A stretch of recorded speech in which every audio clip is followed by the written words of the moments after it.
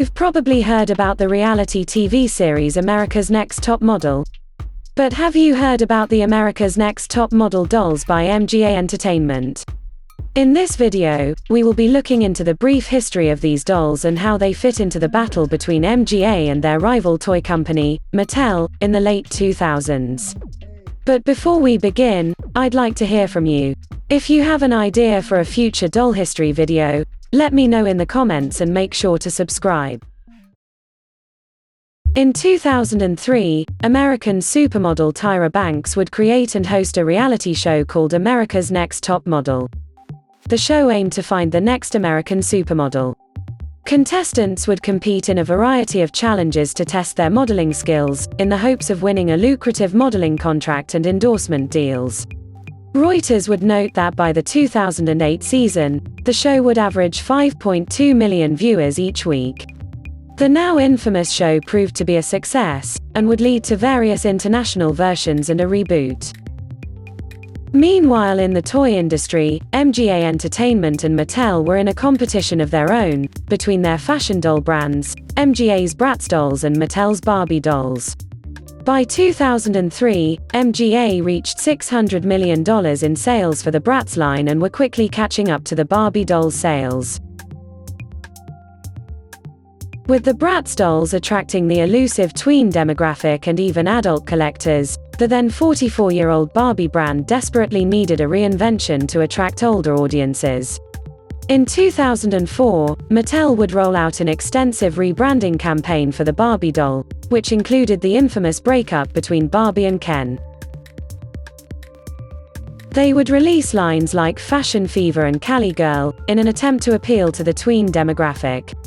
Mattel would take cues from pop culture to create Barbie's new look. The Bratz brand, however, seemed unfazed by these changes and would increase in sales. Toy analyst Sean McGowan noted that by the mid-2000s, Bratz had captured about 40% of the fashion doll market, while Barbie had 60%.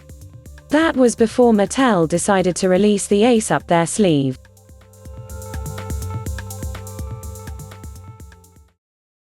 In April 2004, Mattel filed a lawsuit against Carter Bryant, the creator of the Bratz dolls, after being tipped off in August 2002 through an anonymous letter to the company's CEO, Robert Eckert. According to the book You Don't Own Me, How Mattel vs. MGA Entertainment Exposed Barbie's Dark Side by Orly Lobel, Mattel met up with Hong Kong lawyers who represented a toy company that was being sued by MGA for producing dolls that were similar to Bratz. The lawyers would notably reveal the contract that was made between Bryant and MGA, while he was still employed by Mattel. This meeting would kick off a long legal battle between Mattel and MGA over the rightful owner of the Bratz brand. And consequently, both companies would aggressively one-up each other through their products. For instance, in 2004, Mattel would release the We 3 Friends dolls while MGA would release the Forever Best Friends dolls. Later in 2005, Mattel would introduce a new face screening for their Mycene dolls, which MGA claimed looked too similar to their Bratz dolls.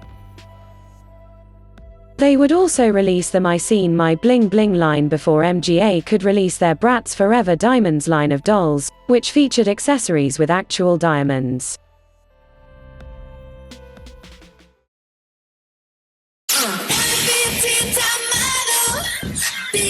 Wanna be a teen top model, B-A-R-B-I-E. In 2007, Mattel would release the Top Model line of Barbie dolls, which would not be affiliated with America's Next Top Model or the Top Model franchise. This line of dolls featured Barbie, Teresa, Summer, and later, Nikki as teen fashion models. These dolls would notably have model muse bodies, which were typically used for collector dolls, but they would be marketed like mainline Barbie dolls. The Top Model line would have 3 waves: First Edition, Resort, and Hairwear. MGA would take it a step further in 2008, and would partner with CBS Entertainment, the distributor of the Top Model franchise, to create officially licensed dolls for the America's Next Top Model TV series. They would release 2 waves, swimwear and day-to-night wear, which featured 3 dolls.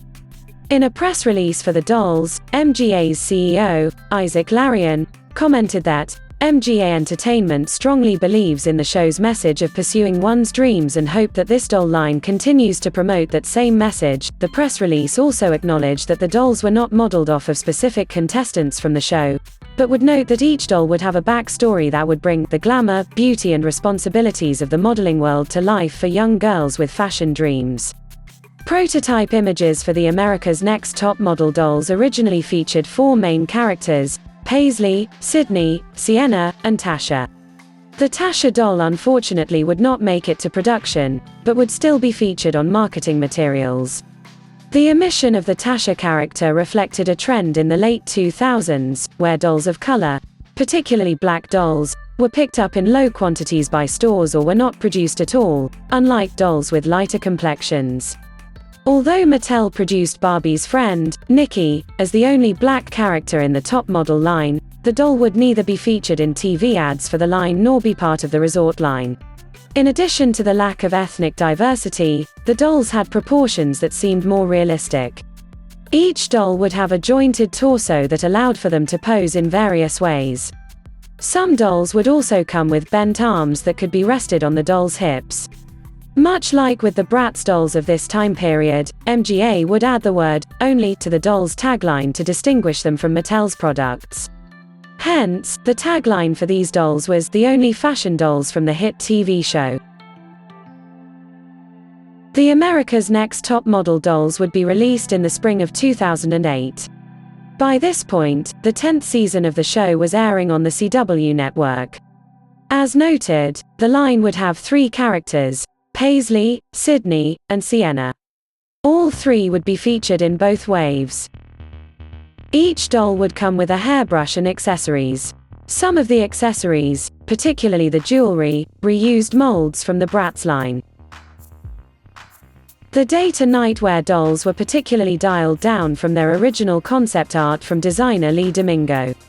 Given the economic recession and MGA's ongoing legal battle with Mattel at the time, these changes could be seen as a cost-cutting measure. The swimsuit wave would have a suggested retail price of $9.99, while the day-to-night dolls would have a suggested price of $14.99.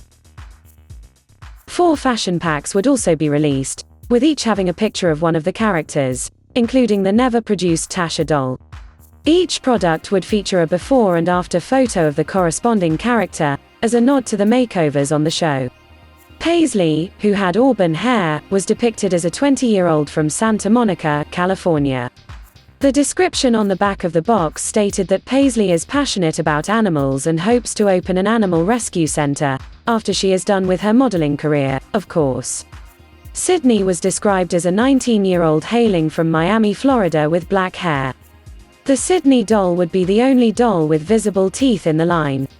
The box would note that her favorite part about modeling was the opportunity to see new places.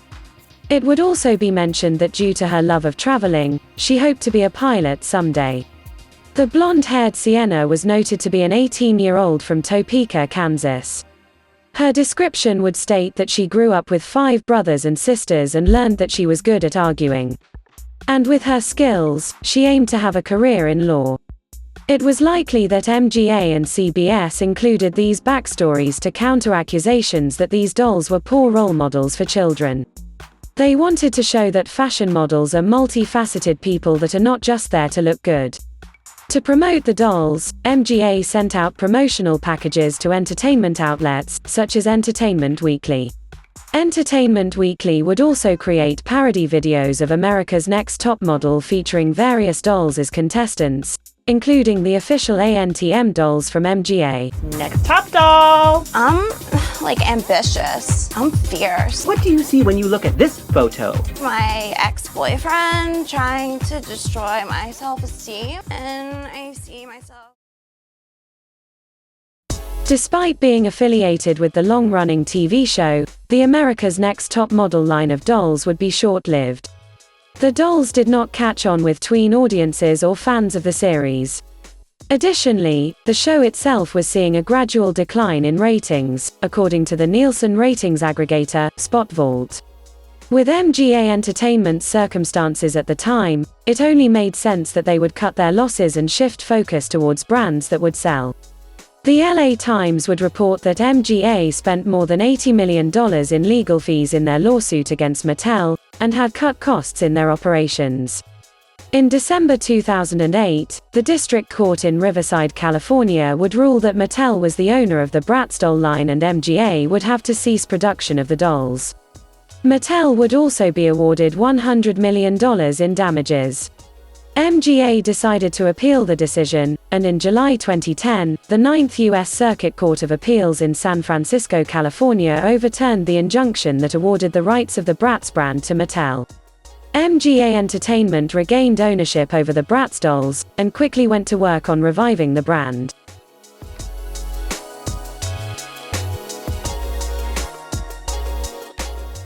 The America's Next Top Model dolls were caught in the crossfire of MGA and Mattel's legal battle over the Bratz dolls, and sadly were unable to live up to their potential. Even its association with the TV show could not save it from underperforming. Cost reductions, a likely result of MGA's legal expenses, hurt this doll line, from its fashions to its diversity. The marketing of these dolls also took a hit, as well.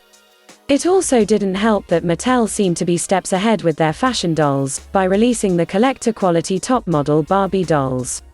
Despite these problems, MGA experimented with this line, by creating dolls with Barbie-esque proportions to show that they were capable of producing different styles of dolls. These efforts, unfortunately, would go in vain.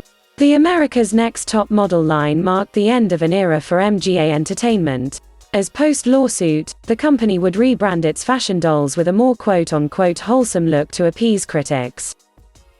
It would take a while for the company to start taking risks, and stir up some controversy, with their toy lines again.